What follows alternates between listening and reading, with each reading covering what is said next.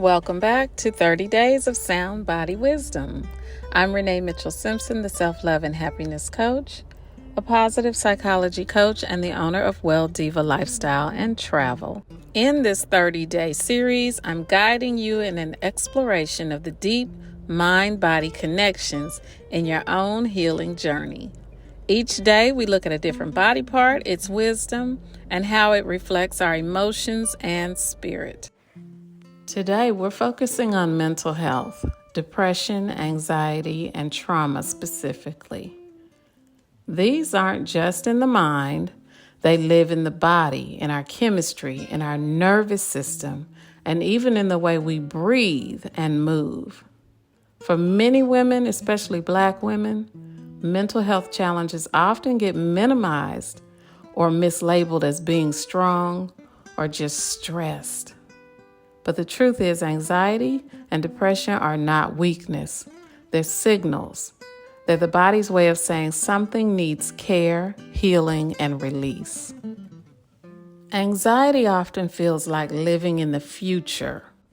When we say anxiety, we're talking about worry, racing thoughts, and restlessness. In the body, this shows up as tight chest, shallow breathing, or tense muscles. Emotionally, it can reflect fear of what's to come, or actually what we think is to come, because it rarely ever happens the way we think, or not trusting that things will work out. Depression often feels like being trapped in the past. Heaviness, loss of energy, disconnection. In the body, it can look like fatigue, slow digestion, even aches and pains. Emotionally, it can reflect suppressed grief, unprocessed trauma, or a sense of hopelessness. Trauma can freeze us in survival mode. Fight, flight, or shut down. Trauma doesn't just happen in the past. It leaves imprints in the nervous system. That's why sometimes the body reacts long before the mind understands why. One of the most powerful tools for mental health is mindfulness, learning to bring yourself back to the present moment. That's why it's called the present. It's a gift to us. Anxiety pulls you into the future. Depression pulls you into the past. But mindfulness of the present calls you back to right now, where your breath is steady, where your body is safe, and where God's presence can meet you.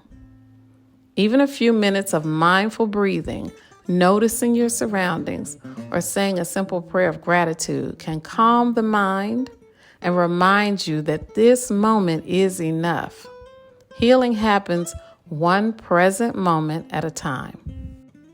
Statistics show Black women are less likely to receive treatment for mental health struggles, even though we carry higher levels of stress and trauma from systemic racism, sexism, and the strong Black woman expectation. That role often silences pain and makes it harder to reach for support. Healing means rewriting that story, allowing ourselves to need, to feel, and to be supported. Now, today's guided practice, let's do it together. Close your eyes and place a hand over your heart. Take a slow breath in, hold for a moment, and exhale. Now whisper to yourself, I am safe in this moment. I honor my feelings. I deserve healing and joy. Just 3 breaths like this every day can begin to retrain your body and your mind towards safety and hope. Now for today's affirmation, repeat after me. I release the weight of the past. I quiet the fears of the future.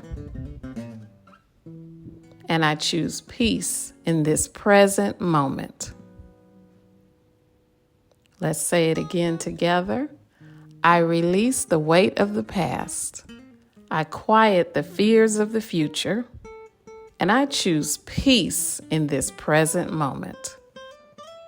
Let today be a reminder that mental health is not separate from the body, but it's part of our wholeness. Depression, anxiety, and trauma are not signs of weakness, but signals calling us toward healing. If this message today resonates with you, know that you do not have to carry it alone.